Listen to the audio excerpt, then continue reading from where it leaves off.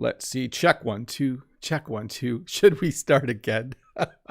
I'm pretty sure the audio is working now. Sorry about that. Sometimes that's what happens. And then I don't notice for like a minute or two. Have I been talking for like over 2 minutes and I didn't realize it? So I see in the chat many people saying that they can't hear me. I really hope that it is fixed now. I will check. Sorry, I hear people in the chat, or I see people in the chat saying no sound, or did I go deaf? Are we all having trouble hearing? So sorry about that. Every once in a while, I have a little technical glitch, but so far, so good. I guess I should start again, shouldn't I? Hi, I'm Bob the Canadian. I teach English here on YouTube. I just want to say a huge welcome to all of you. On Saturday, what I do is if you use the form that Todd and Dave will link in the chat, you can ask me a question about the English language, and I try my best to answer it. So once again, I apologize that the audio wasn't working for a little bit there. Sometimes that happens. So anyways, it looks like everything is working now. Before I start, earlier in the chat, Victor was asking about if I could give some advice about how to practice speaking by talking to yourself. So there's a few things you can do to practice your speaking by yourself. One is you can read out loud. So when you're reading a book, even though it's not really a conversation, try reading out loud to exercise the muscles in your mouth. Another thing that you can do is you can have pretend conversations with yourself. You can say things like, "Good morning, Bob. How are you today?" "I'm doing pretty good. How are you?" "Oh, not too bad." "Hey, how was that movie that you saw last night?" "It was really good." So you can pretend to have conversations with yourself. The third thing you can do is you can narrate your life. What that means is that everything you do for about 10 or 15 minutes, describe it out loud. So you could say, "I'm thirsty. I'm going to drink some water. That water tasted really good." So now just a few ways that you can practice your speaking if you are by yourself. Hey, I'm going to pull up the first question in just a moment. Let me get it lined up and on the screen. Let's see here. I think I'm doing this right now. I'm all stressed because the audio wasn't working. Shanae says, "Hello, teacher. What is the difference between beneficial and advantageous, and critical and important?" Those two words as pairs, so first of all, beneficial and advantageous, mean very much the same thing, okay? If something is beneficial or if something is advantageous, it's something that is good for me or helps me, okay? It's beneficial to drink lots of water. It's advantageous to drink lots of water. Honestly, we would probably use the word beneficial more. It sounds to me like it's a little more common, but they both mean something that is good for me, something that is a benefit that comes from the word beneficial, or something that is an advantage, which comes from the word advantageous. If something is critical or important, that also means the same thing, okay? So different than beneficial and advantageous, so we're separating the definitions, but critical and important are the same thing. You could say that it's critical that you buy gas for your car today because it's almost out of gas. Or you could say, it's important that I buy gas for my car today because it's almost out of gas. Never a good thing when your car is almost out of gas. Let's see here. Johnny from Brazil has the next question. Johnny says, "Good morning, Bob. Good to see you again. What does fuss over somebody mean? For instance, she is always fussing over that son of hers as if you were a little boy. Thanks." When you fuss over someone, it means that you take care of them, but maybe to the extreme. Maybe it's too much. So let's say that you are a grown man. Let's say I went to visit my mom and I was wearing a tie and it was crooked. And let's say my hair was long and it was out of place. As a grown man, if my mom was like straightening my tie for me and then trying to make my hair straight, we would say she is fussing over me, okay? It doesn't have to be a grown person, by the way. A mom or a dad can fuss over their child. Often when one of our kids is going to school, if it's picture day, so they take pictures once a year, sometimes Jen or I will fuss over them before they leave. We'll make sure their collar is straight on their shirt. We'll make sure that everything is proper, that their hair looks good before they leave. So we will fuss over them a little bit. Great question, by the way. I'm just feeling like I should do an audio check for a minute. Let me just check it. Excellent. Phew. Do you know that expression in English? Phew, everything is working. Let's see here. Oh yeah, next question. Sorry. Let's see here. Next question. Let me just check something with the audio for a sec, people. Sorry to go quiet on you. I'll try to talk while I'm doing this. Just my computer is giving me a weird little error here. So, okay, let's get to the next question. Sorry, I think everything's working. Hi, Teacher Bob. Could you explain the difference between metaphor and analogy? Thank you. Well, an analogy is when you say something is like something else, right? So he is as fast as a cheetah. He runs like the wind. She is pretty like a flower. Those are all analogies. A metaphor is a little more poetic, okay? So a metaphor would be comparing something to someone, but definitely using a little bit more poetic language, I would say. Let me get to the next question here. Next question is from Rod, the Brazilian English teacher. Hi, Rod. Good morning, Mr. Bob. What skill do you like most to talk and teach about? Reading, writing, speaking, or listening? Thanks so much. Have a great Saturday. So my video this past week was the results of a survey I did. And one of the questions on the survey was I asked people what their favorite thing to do was when they were learning English. And Rod's kind of asking the same thing here. When I talk and teach, I really like reading. If I was to choose one thing, the thing I like the most is reading. I like speaking as well. Writing, not so much, but I do force myself to do it when I'm practicing French. And I like listening. So reading and listening would be my top two. Hey, I want to say thanks to Gulnaz for becoming a member of the channel. Thank you so much, Gulnaz. You will now have your name in green and you'll have a small crown beside your name in the chat during live streams. And there are a few other perks that you get when you become a member when you click that join button below. So thank you so much for joining. Before I leave Rod's question though, I just want to remind you that part 2 of Rod's interview with me will be on his channel later today. So go and check it out. If you last week were able to watch part 1, Rod and I sat down via Zoom and had a nice chat. It was super fun.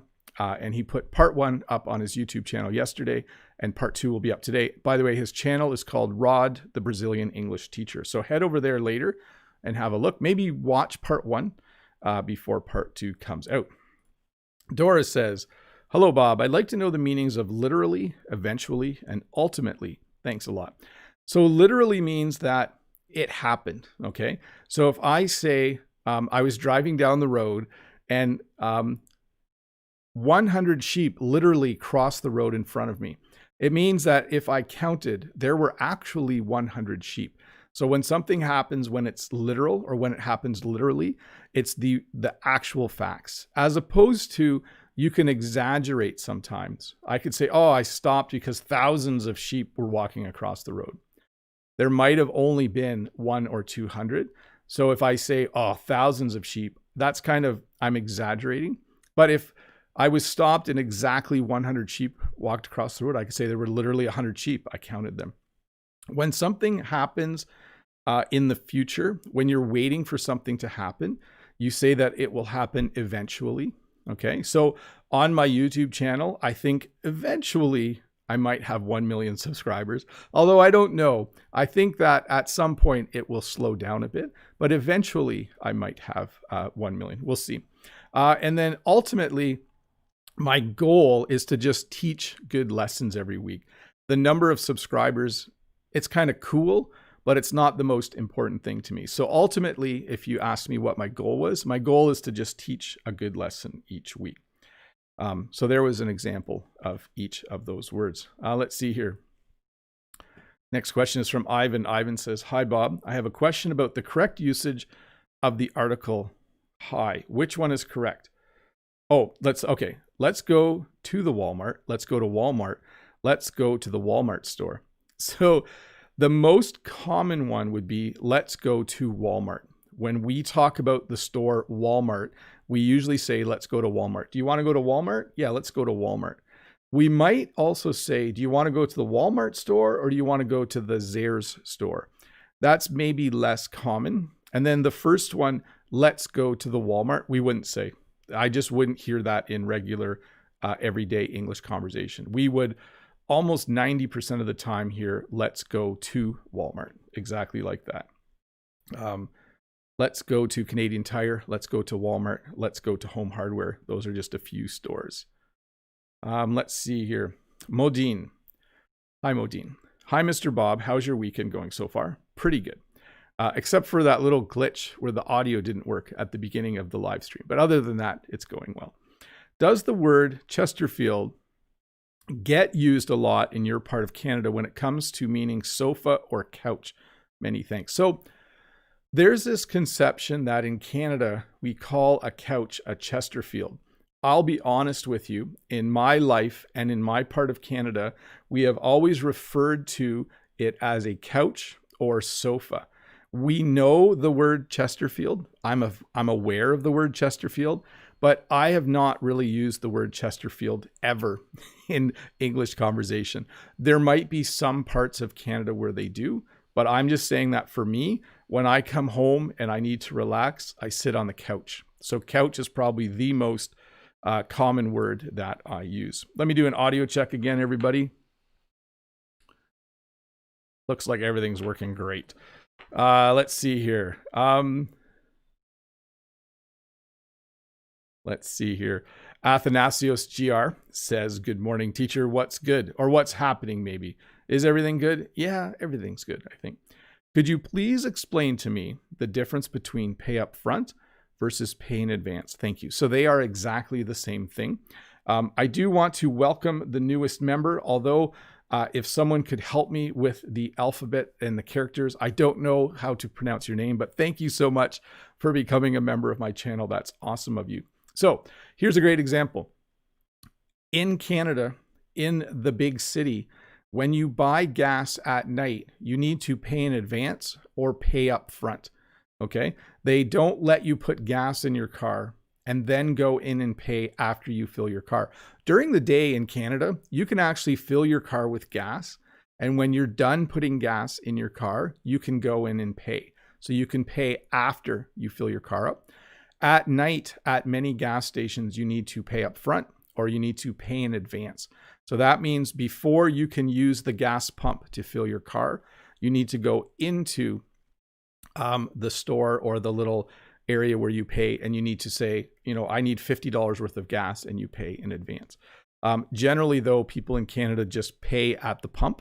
So we use our bank card or our Visa card to pay at the actual gas pump. But that would be the difference between those two, Athanasios. Let me see here. Luke. Hi, Luke. Hi, Bob. Which form would you use? Food decays, rots, goes off. Could you use the word circumvent in a sentence? Thanks. So, yes, we actually say food goes bad. Okay. So there are many ways to talk about food that you can't eat anymore because it's so old, it might be moldy or rotten. The way we describe it is we say, oh, the cheese has gone bad, or the milk has gone bad, or hey, that chicken we put in the fridge a few days ago, when you smell it, you might say, oh, I think the chicken's gone bad. We sometimes say it's starting to rot. When we talk about bread in particular, usually we're like, oh, the bread is moldy, when it starts to get the green mold growing on it. In order to circumvent that, you want to eat your food as quickly as possible. So when you circumvent something, it means you go around it or you avoid it.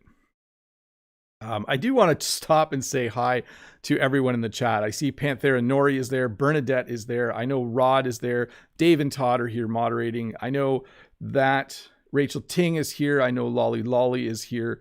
I'm just scrolling back. Brent from American English with This Guy is here. It's just awesome to see all of you. Julia Olise is here. So many familiar names for me. It's cool to see all of you. I know Modine is here. And I know many of you are here and watching every week. It's so cool that you guys hang out and learn a little bit of English with me. So thank you for being here. I know Athanasios is here. I called him Nathan GR earlier because that's the name he used to use, but now he uses his actual name. So that's cool. Let's see here. And Eduardo is here. And here's a question from Eduardo. Hi, Bob. Can I say get out of here as to say I can't believe you?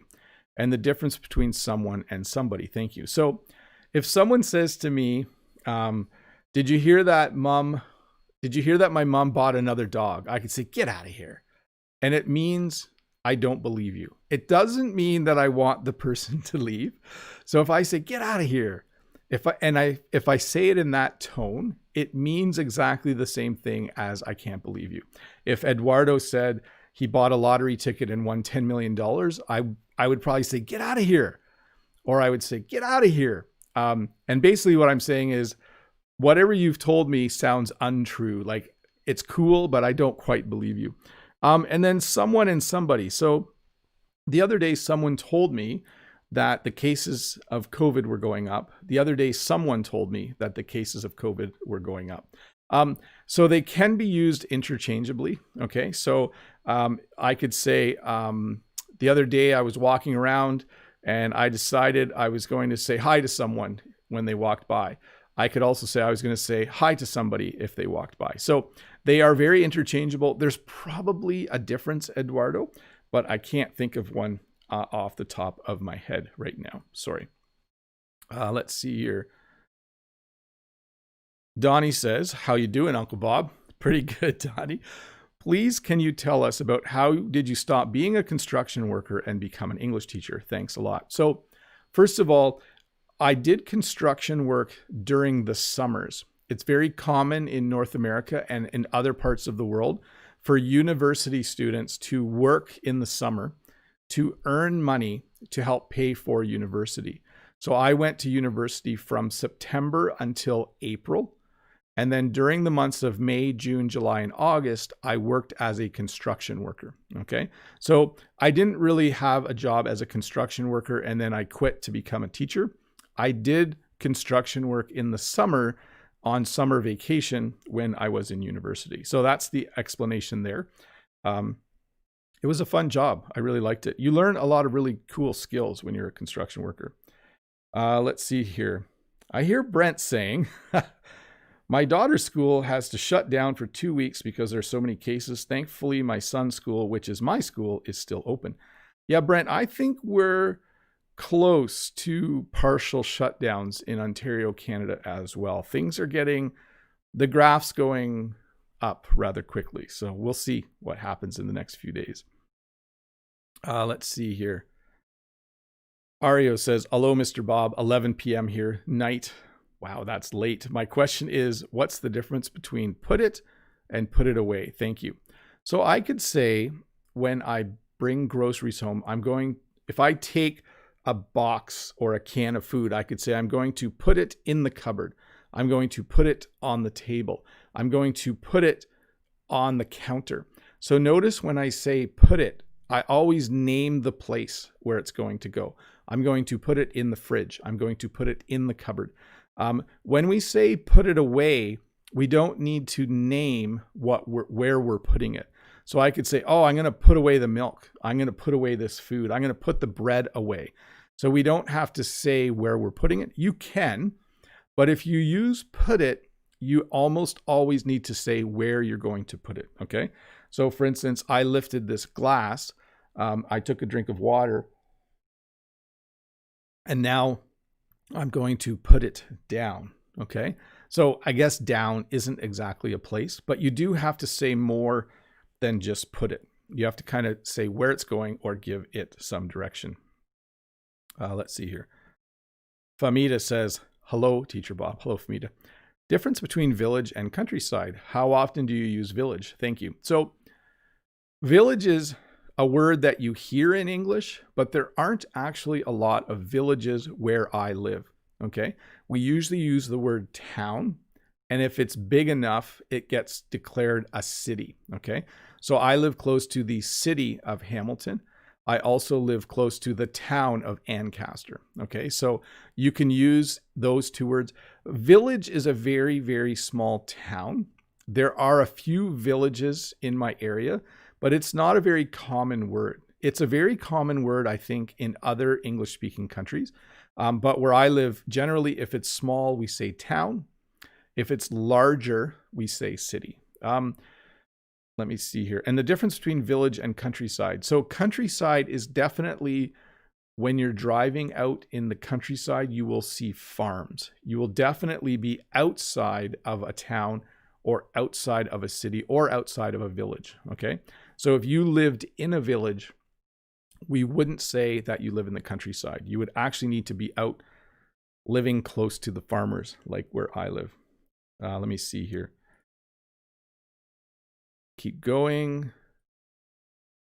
So Lolly Lolly says, Bonjour, Bob. Please, could you tell me the difference between presume and assume? Merci, Bob. Well, they both have very similar meanings. It's when you think something is true with very little facts or very little evidence. So when you, like if I just presume someone is, let me see, what's a good way to look at that? Here's a good way to look at it.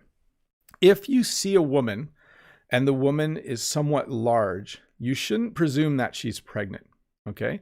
And you shouldn't assume that she's pregnant. You shouldn't assume or presume that she's going to have a baby because maybe she just ate a lot of food. And it would be awkward if you assumed that she was going to have a baby. So presume and assume are very similar. We use the word assume a lot more. Presume sounds somewhat formal to me. Give me a sec here to do a tech check. There we go. Things are going good. Let's get to the next question. Next question is from Katerina. Hello, Bob. How's your work going? How are you coping with the second wave of COVID-19? So that's a good question. Yesterday was the first day where I told my students, please take all of your books home every night, whether you have homework or not. Because I feel like in about 2 weeks or 3 weeks, if we don't flatten the curve, I feel like we might be in another lockdown or learn from home situation. I hope not. We are close to our Christmas break. We have 4 weeks of school and then we have a break anyways. And they're talking about possibly having a longer Christmas break. So we'll see. We'll see how it goes. Hopefully it goes well. This is from Ron from Japan. Hi, Bob. How are you doing? I want to ask you how I should brush up on my English writing and paraphrasing skills. Yeah, this is a tricky one because like paraphrasing or summarizing something, you almost need someone else to look at it to make sure you did it correctly. If you have an English speaking partner, you can start to ask them to look at your writing as well. But I would certainly look for a way to formally and regularly do writing and look for an English teacher to give you feedback on that writing, okay?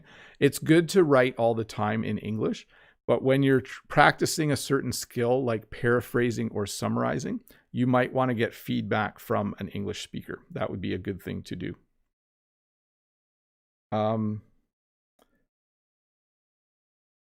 Sorry, there's...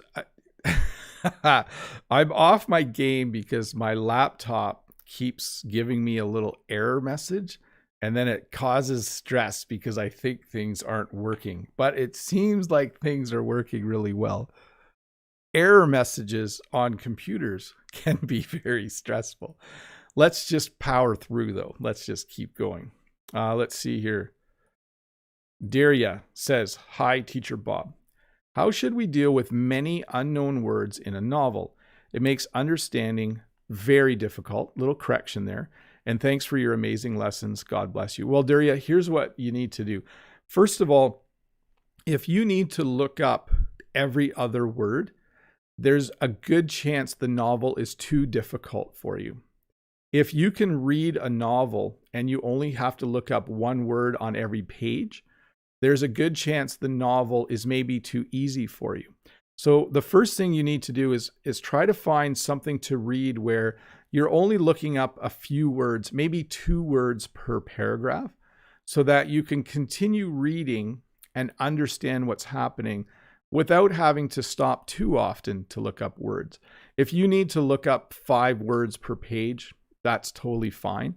If you need to look up 30 or 40 words per page, you might want to find something that's a little more, just a little easier to understand.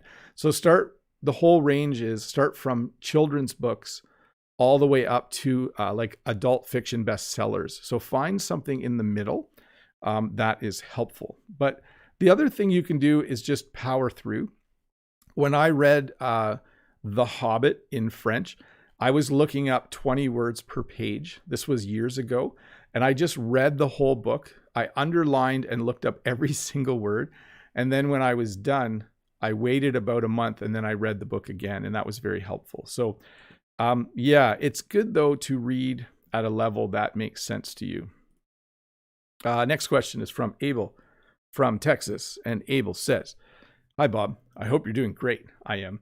"In what situations would you describe that something is falling down, falling over, falling off, etc.? Thank you." So let's imagine a book on a bookshelf. Okay. So if the book on the bookshelf fell off the shelf and landed on the floor, I would say the book was falling down. Okay. Did you see that book fall down? If the book on the shelf just fell over, but it's still on the shelf, if it did this, I would say that the book fell over. Okay. And if the book fell over and then fell off the shelf, I would say that it fell off. So I know this didn't make a lot of sense. Let me re-explain.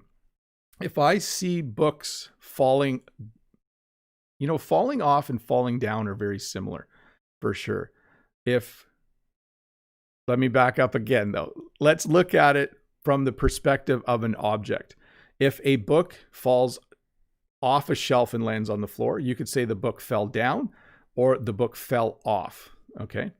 If you say that's the book just fell over and it's still on the shelf, you would say fall over. But if you're talking about people, people fall down sometimes too, and people fall over sometimes too, and it's the same thing. So I would say fall down and fall over are very, very similar. Sorry, I would say fall down and fall off. Oh boy, I'm getting more confusing, aren't I? Yes, I can see why you're confused. Just everyone forget everything I just said and let's start again. A book can fall down or fall off a shelf. Boom, I would use the same 2 phrases. A book on a shelf can fall over as well, but then it's still on the shelf. If you're talking about people, people can fall down or fall over, okay? But people can only fall off of something. So if you're on a motorcycle, you could fall off. I hope that wasn't more confusing than it was, than it needed to be. Hopefully that made some sense for you. Sorry if it was a little bit of a long explanation. Let's see here. Ruslan says, "Hello, sir. How are you doing?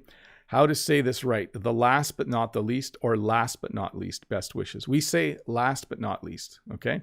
So let's say someone is choosing a team and they choose one person and then the other person chooses someone and then there's only one person left. You would say last but not least. It means that if you are the last person chosen for something, it doesn't mean you're not good at it. That's what I would say.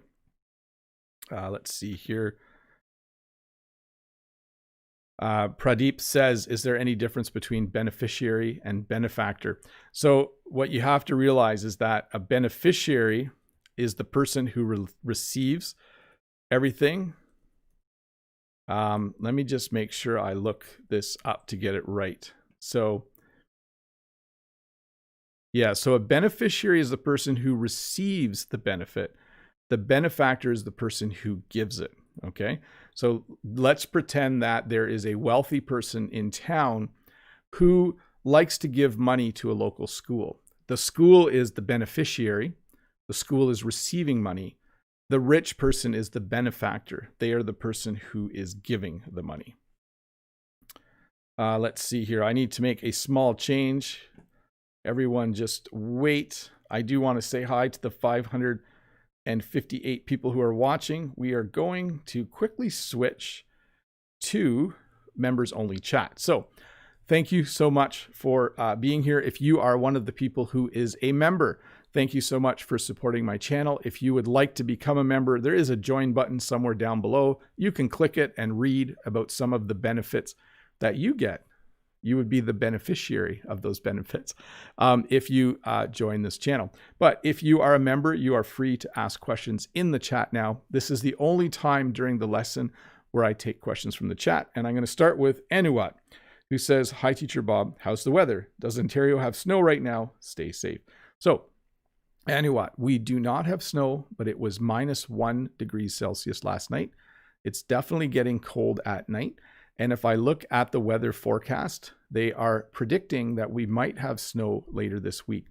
It will probably just be a small amount of snow. I don't think it will be a lot of snow, but we might see our first snowfall. Panthera Nori is talking to Alexi. Excellent that you're having conversations. Julia Oli says, "Good evening, dear teacher. Could you please explain the word aptly, and is it a common word?" So if you say someone is aptly named, it means that their name matches their characteristics.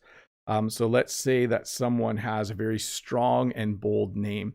You would say that they're aptly named. So yes, we do use that word from time to time. Let's see here. Manaka says, "What is the meaning of dumbfounded and dumbfounded by behavior?" When you're dumbfounded, it means you can't really believe what happened. It means you've seen something and you don't even know what to say. You're just dumbfounded. It doesn't mean you're dumb.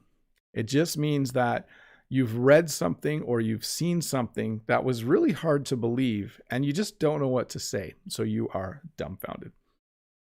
And then Lolly says, "Bob, do you sometimes speak French with your children? Thanks." No, pas du tout. Je ne parle pas français avec mes enfants parce qu'ils n'aiment pas le français. My kids don't actually like French that much. I mean, they like it to a certain degree, but not as much as I do. So no, Lolly. Very rare for me to do that. And then let me see here. Panthera Nori says, "Dear Teacher Bob, I've read a word recount, but it seemed it meant like to narrate or to tell. Is it so?" Oh, okay. So you're going to see the word recount a lot in the news right now because in the United States, they had an election. And in some states, they've counted the votes. But because the race is so close, they need to recount the votes. So that's one meaning of the word recount that you will see a lot right now. It means to count again. But I can recount a story as well, which means to tell a story. You could say, "Oh, my uncle is so funny. He likes to recount the funniest stories." It's kind of a formal sounding word, but it means to tell a story. So that might be, you might be seeing the word a lot with the one meaning in the news, but it actually has two meanings. Tag 23 says, "Hello, Teacher Bob from Piedras Negras, Coahuila, close to Texas." Well, thank you very much for being here. Bernadette says, "Hello, Bob. Can you explain the difference between scream and shout? Thank you in advance for your answer." So when you shout at someone, it means that you're using words and speaking very loudly. Like if I say, "Hey, stop doing that." So if I raise my voice and speak very loudly and I'm saying words, I am shouting. Generally, when you scream, you're just going, "Ah." I don't scream very well. You can, though, use the word scream to mean to shout. So I could say, "Oh, I was just screaming at those kids to stop playing their music so loud." But generally, when you shout, you're using words. And usually when you scream, you're just making like a sound like you're scared. Like someone scared you and you were like, "Ah," you just started screaming. That's how I would describe those two. Lolly says, "Merci, Bob." Thanks, Bob. Brent says, "I was asked, what is the typical American food? I really like the question, so I'll ask you, what is the typical Canadian food?" The typical Canadian food is the same as the typical American food. No, there are regional differences. We like to say that poutine is one of our typical Canadian foods, but I don't actually eat that very much. I think a typical Canadian food would be hamburgers and fries and pizza. Probably our typical foods are all the same foods that Americans eat regularly from different restaurants. So I would say pizza is probably the most popular food in Canada. And I'm just basing that on, in our local town, there is one restaurant that serves hamburgers. There is one restaurant that has subs, and there are 4 pizzerias. There are 4 places that sell pizza. So I would say pizza is definitely one of the top foods in Canada. Thanks, Brent. Julia says, thank you so much. No problem, Julia. Panthera says, Teacher Bob, thank you. Yeah, it was in a book, not about the election. Thanks a lot. No problem, Panthera. Bernadette, thank you so much for the clear information. I try my best. Panthera says, Dear Teacher Bob, down the hatch is an expression that is usually said before drinking.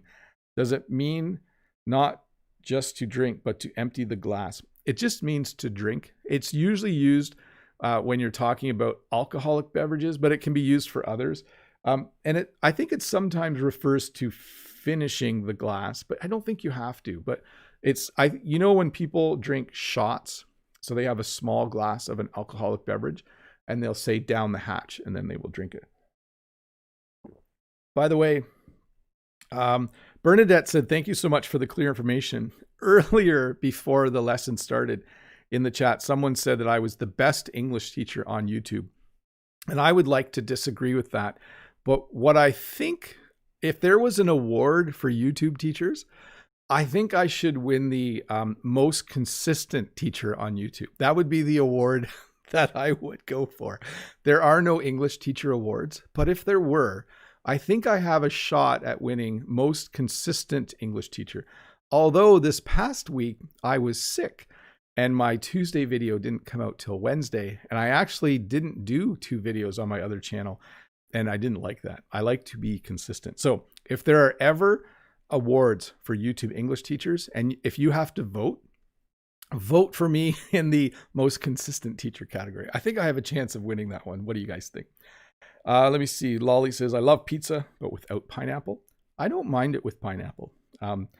Julia says, I love questions about food. I think, Julia, I could do English lessons about food almost every week. They are some of the most popular lessons that I do. And Rod says, you're amazing, sir. Thanks, Rod. Thanks for the vote of approval. Carlotte has the next question. Carlotte says, how to learn a new word and memorize it. So there's a few ways to learn vocabulary.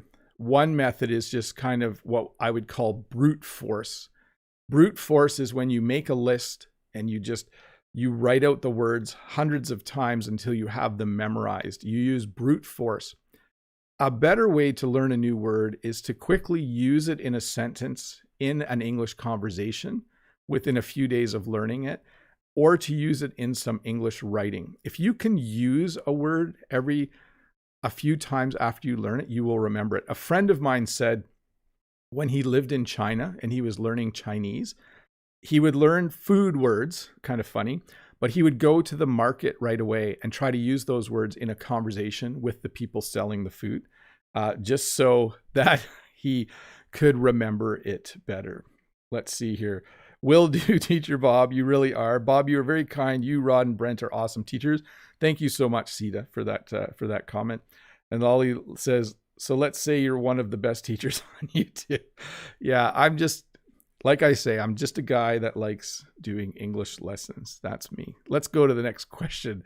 Oh, this one has a bad word in it, but I'm going to answer it anyways. Harwaz says, hi, teacher. What is the definition or what is the difference between beach and bitch? The reason I want to answer this question, even though bitch is considered a bad word, is because people who are learning English often mispronounce beach. You go to the beach to play in the sand and to enjoy the summer weather. You go to the beach.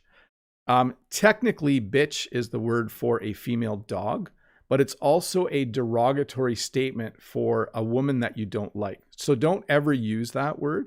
It's very important that you understand how to pronounce beach, because you don't want to accidentally use the word bitch, okay? You want to avoid using that word entirely. So you've heard me say both of them a few times. Try to practice saying beach. It's a nice day to go to the beach. I really like to go to the beach. The beach is a great place to go. So again, the second word, which I don't want to say anymore, it's a very like it's a bad word. It's a derogatory term. It's just not a good word to say.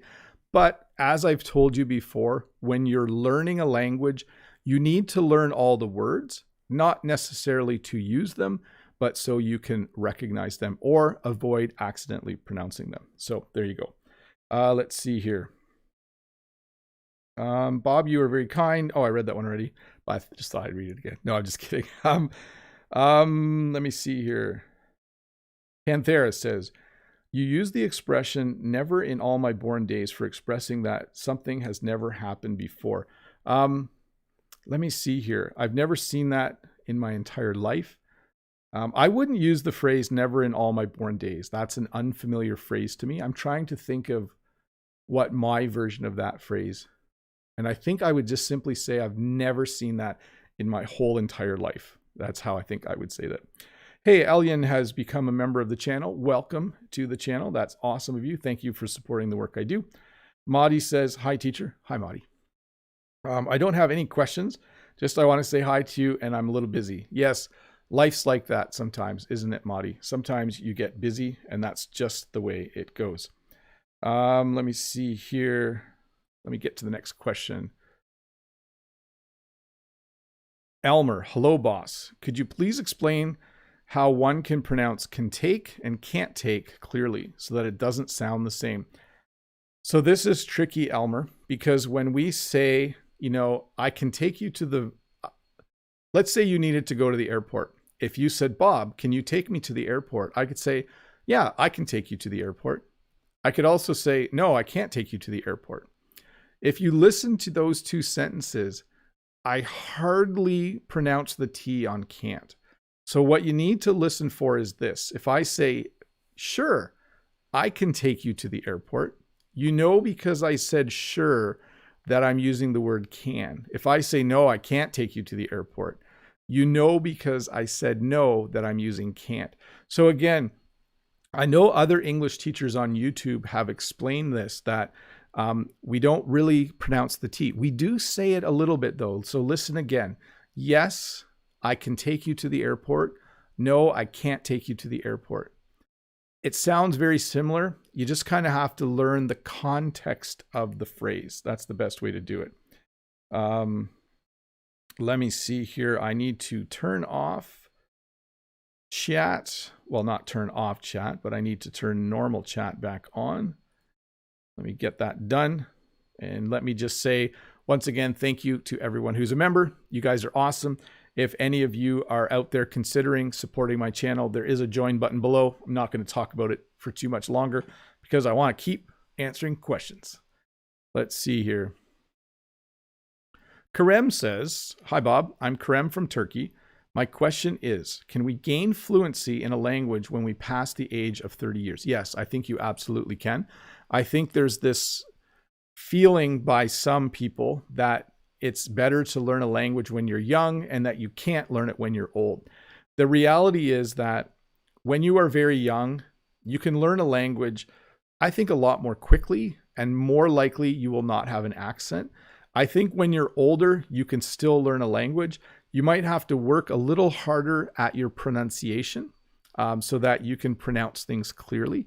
And you will probably have a slight accent, which I don't think is a problem. So I think you can totally gain fluency after the age of 30.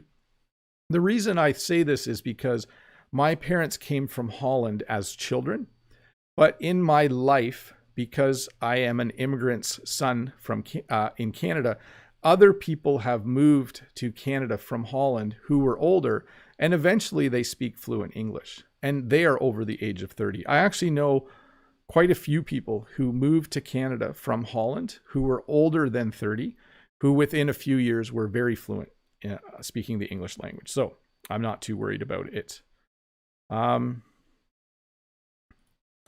So here we have a question from Alejandra. I can't hear contractions in sentences. So I did modify your question there, Alejandra. I can't hear contractions in sentences. So it's difficult. We just looked at I can and I can't, where it's a little hard to hear. Like it's easier to hear things like I would or I wouldn't, right? When you say I wouldn't, you can hear the T at the end. But yes, if I say, I like don't, I guess don't is easier too because it's related to not. But certainly it is tricky. Again, look for other words that you can look for as trigger words. If there's a yes or no at the beginning, it might help you just a little bit. Let's see here. Israel says, hello, teacher. How are you? I'm good, Israel. What does toward, dig, and catering mean? Sorry, I have several questions. Thanks a lot. So when you walk towards something, it means that you're getting closer, okay? If someone throws something towards you, it means that it's coming in your direction. If you point towards something, it means that you are indicating that it's in that direction. So that's toward. Dig simply means to take a shovel and make a hole in the ground. So often Oscar, our dog, will dig a hole in the ground. But it can also mean that you like something. It's kind of an older word. Like if you're like, oh, like, did you dig that movie? Yeah, I really dug it. Sounds kind of weird when I say that because those are words from maybe the 70s. Do you dig it? And then catering. Catering is when someone makes food for an event. So when you have a wedding, there is usually a catering company that comes and provides the food for the wedding. If you have an event at work, they might hire a caterer to make lunch. So that person would have a catering business. Often at my work, when we have a big lunch, sometimes they will hire a caterer, and that will be someone who owns a catering company. So they come and they bring food. Let's see here. Renata says, good afternoon, Bob. I hope you're doing well, sir. I am. What's the difference between prize and award? Thank you in advance. So a prize is something you win. An award is something you win. There's no real difference other than a prize can be a thing. Like you might enter a contest and the prize might be a new camera. So you win a camera, okay? But when you get an award, it's usually more like you did really well in school, and so you get an award for doing well. Or maybe in our school, if you are never absent, or in my kids' school, I think, if you are never absent from school, at the end you get an award, which is a piece of paper saying that you have won the student who attended the most classes award. So a prize is usually a thing. An award is usually recognition, usually on paper. That's what I would say. Let's see here. Alex says, hi, Professor Bob, or hi, Prof. Bob. I'd like to know if there's any difference between characteristics and features, and make more videos in outdoor places or malls. Have a nice day. You rock. Well, thank you. I'll address that second part in a bit, but characteristics are usually used to describe like people or animals. So they have certain characteristics. Like one of my characteristics is I tend to talk with my hands a little bit. That's one of my characteristics. A feature is usually used to describe a thing. Now, this isn't 100% true, but it is mostly true, okay? Some of my kids have similar characteristics to me, okay? So they have things they do that seem the same as the things I do. But a car might have a lot of features. It might have air conditioning and power windows and four-wheel drive. So it has a lot of features. So it just means when you describe a person or thing, if you're describing a person, you might describe their characteristics. When you describe a thing, you might describe their features. Let me see here. Apurva. Hi, Apurva. What all should I do to practice my English? That's a great question. I always say you should do everything. No, that's not possible. Okay. If you want to learn a language, I think the first thing you need to decide is how much time do you have each week to spend learning that language? Okay. So look at your job, or maybe you're in school, and decide, do I have 1 hour a day? Do I have 2 hours a day? First of all, determine how much time you have each week. Once you know how much time you have, I recommend you divide that time equally between reading, writing, listening, speaking, learning some vocabulary, and then maybe learning a bit of grammar. So In the survey I just did, most people said they study English for about 10 hours per week. Let's make it simple and say that you're going to study English 2 hours per day, Monday, Tuesday, Wednesday, Thursday, and Friday. I would then focus on spending some time reading on Monday, writing on Tuesday, listening on Wednesday, speaking on Thursday with an English speaking partner, and then on Friday, just practice the vocabulary that you learned earlier in the week. But really, it depends on your time. And I do highly recommend that you hire an English tutor for 30 minutes or 1 hour a week of that time. I just think it's very, very valuable. Let me see. Gulnaz says, "Hi, Bob. I really love your lessons. They help me a lot. Thank you for everything you do." You are very welcome. Thank you so much for that compliment. And I do want to welcome Inda, who has become a member of the channel. That's awesome, Inda. I just love seeing all the new members. Name gets to be in green in the chat now, Inda, and you get a small crown and a few other fun things like an extra video on Wednesdays. That's one of the other things that you get. Let's see here. Alexandra from France says, "Great to see you, Bob. Could you explain to us the difference between augury and omen? I look forward to your response." So augury is a very old word, and it has to do with predicting the future. And I don't really know a lot about it. It's not a common word. I think the last time I saw that word was when I was reading an Asterix and Obelix comic book, which originally I think comes from Belgium or France. But omen, we do use sometimes. There might be a good omen or a bad omen. In fact, yesterday I did a lesson on superstitions, and I didn't talk about omens. But some people will look at something as a good omen. If the sun is shining during a rainstorm and there's a rainbow, they might think it's a good omen. That means it's a good sign. A bad omen might be if you see a bird on your way to work or a black cat, that might be a bad omen for you. But augury, not a very common English word, not one that we would use in everyday's speech. So Alan says, let me just check one thing, everybody. I want to see where I'm at here. Oh yeah, I got quite a ways to go. I've not answered questions fast enough. Sorry, I'll keep going. Alan says, "Bob the teacher, I'm from Taiwan. I've got a question that keeps baffling me. What does this sentence, 'Life today is razor's edge' tense mean? Thank you for your reply." So a long time ago, like when I shave now, I use a razor, but inside there are razor blades. A long time ago, you could have a razor blade and the edge of the razor blade is very sharp. So we have the term in English, the razor's edge. It just means that life right now is very, very stressful. They're just using razor's edge tense as kind of a poetic way or kind of a metaphorical way to describe what life is like right now. That goes all the way back to the first question, I think. So it simply means life is very, very, very stressful.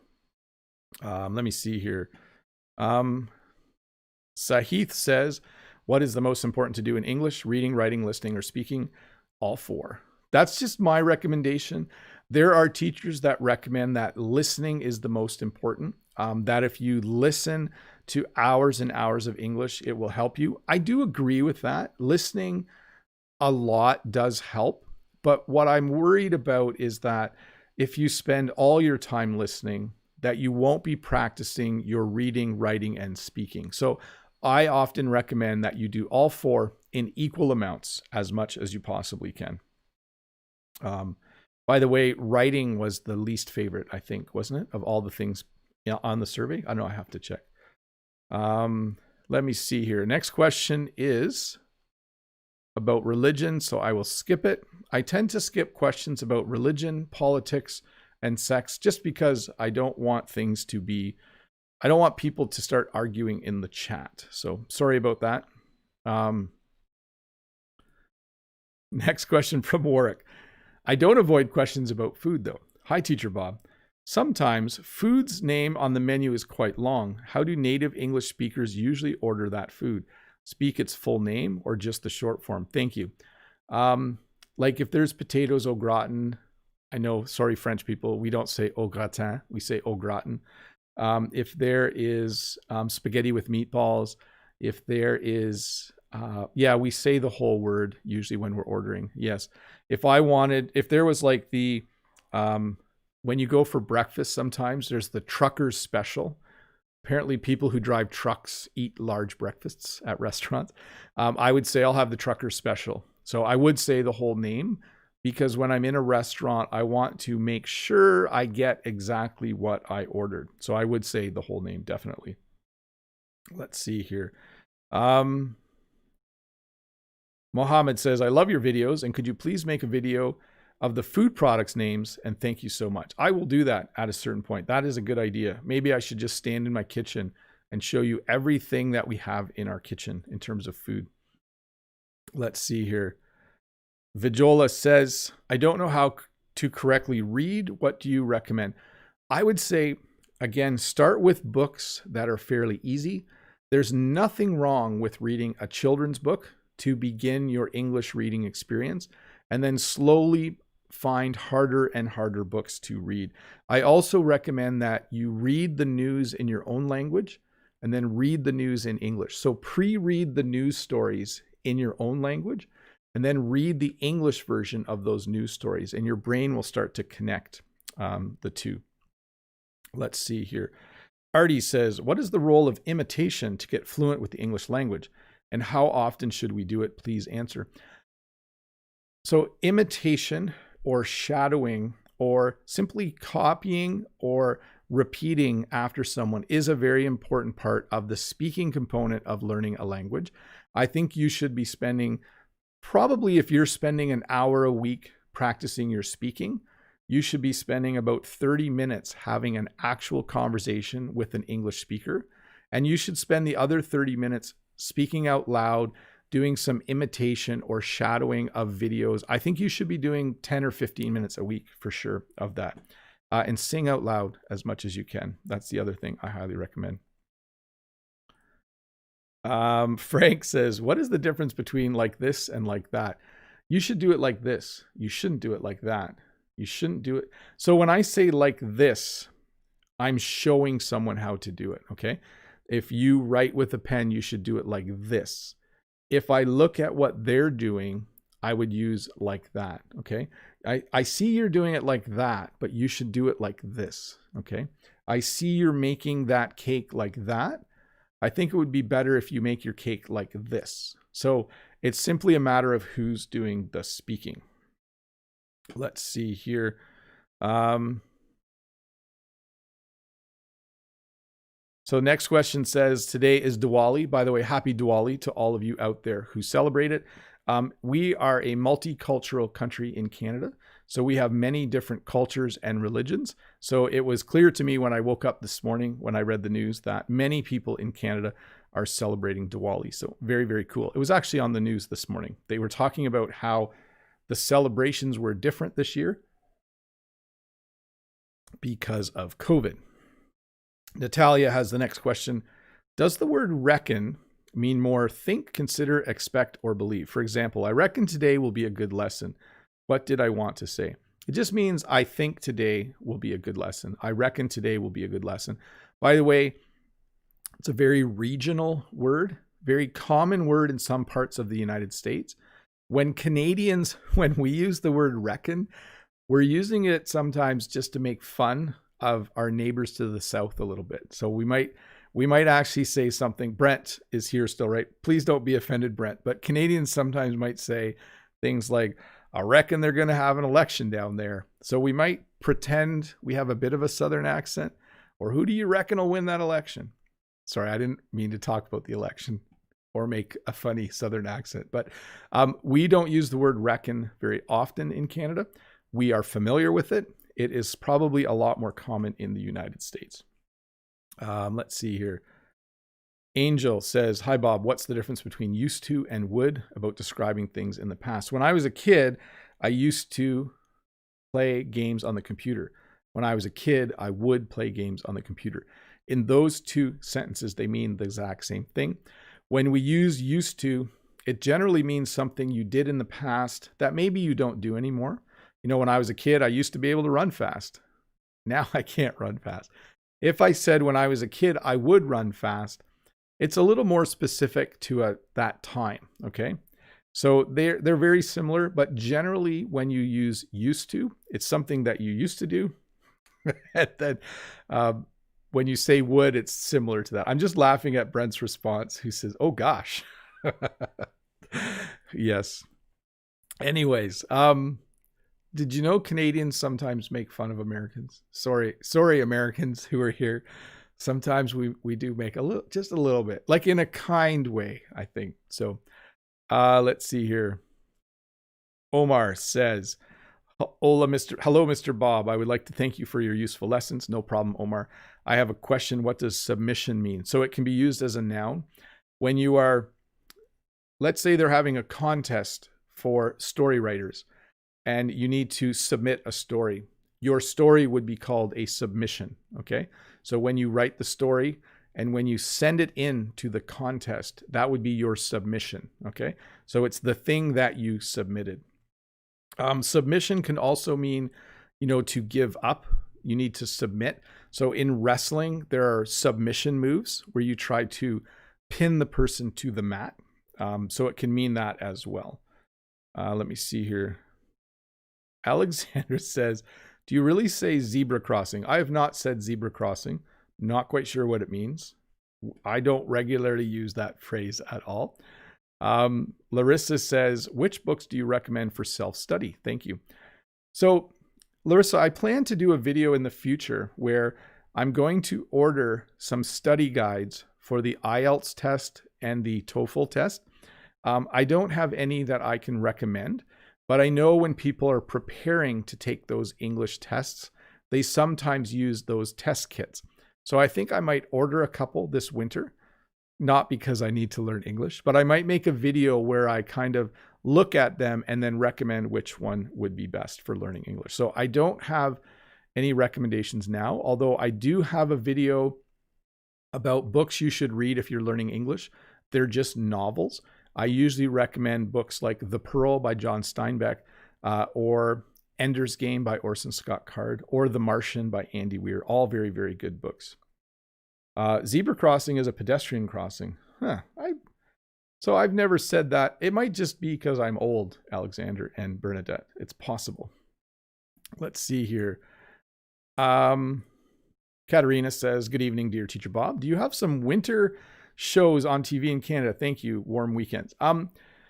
We don't have specific shows for the winter, although there are a lot of sports usually in the winter. In Quebec City, they have these downhill ice skating races. I don't know if you've ever seen them. They have, of course, luge and bobsledding and outdoor hockey. And there's just many, many things that usually in a normal year would happen outside. So, hey, I got a super chat from Homework. Hi, Homework. Teacher Bob, I always found myself wondering, what does empath mean? Anita Murjani always says this word. It means believers, followers, esoteric person. An empath is someone who is empathetic and who can feel what other people are feeling just by listening to them or being with them. It means that, let's say, so empathy is not sympathy, okay? Sympathy is when you feel bad for someone. Empathy is when you know how they feel. So an empath is a person who, when they see a sad person, they feel sad as well. When they see an angry person, they can sense that person's emotions. So, and then there's kind of a supernatural element to it as well. So I don't know all the details, but that would be my explanation. I'm just going to check where I'm at. I'm going to say that, let's see here. Looks like, yeah, I'm going to do a few more questions, Todd and Dave, if you could stick around. I won't get through all the questions, but I'll try to go a little more quickly. Let's see here. Beth says, I understood what you said, and I will tell you what I heard. These sentences are correct in terms of English grammar. If no, how should they be? Thank you. Oh, I understood. I understood what you said, and I will tell you what I heard. That's totally correct. Yes. You could also say, I have understood what you have said, and I will now tell you what I have heard. That works too. So it's the second part. I will tell you what I heard. I will tell you what I have heard. You can say both. They are both correct. Let's see here. Nadim, what are other synonyms of saying I got bluffed or cheated by? Taken advantage of, ripped off. I got ripped off. That's another one. Definitely. If you got cheated, you could say you got ripped off for sure. Next question. Hi, Bob. What's the meaning of bite the bullet? It means that you have a job to do and you need to get started right away. Okay. So if, let's say, you needed to unload all the groceries from the car and you don't feel like doing it, you would say, I just need to bite the bullet. And that just means you just need to get started and you need to get them unloaded. Let's see here. Margaretha, please explain the meaning of to read into and to career. It might be careen off, but so when you read into something, it means you think more is happening than what actually is. Let's say my mom stopped in to say hi. If I read into it, I might think my mom stopped by to say hi, but she also probably wants to borrow something. So when you read into something, you look at someone's action and you imagine they want more or they're doing something more. When you careen off the road, it means you drive off the road erratically. Career off, I don't think is a phrase. Let's see here. Aaron says, hi, Bob. My question is simple. I was wondering if there is any distinction between at the front of or in front of. Thank you. Many students will sit at the front of the class. Sometimes you will go to the front of the line. When I was waiting for my COVID test on Monday, I was at the front of the line. But when you say in front of, you're describing where you are in relation to another person. Okay, so I was in front of another person. When I sit at the front of the class, I am in front of the person behind me. So there's some example sentences for you. Let's see here.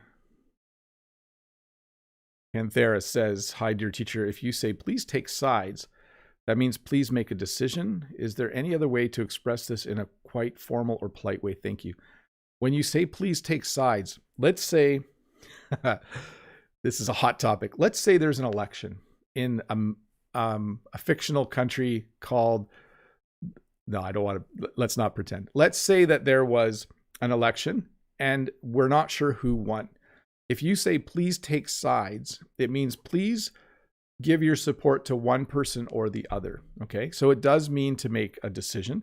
When my children are fighting and I'm not sure which child to believe, sometimes I need to take sides. I need to think, okay, this child seems like they're explaining things more logically, so I'm going to take their side.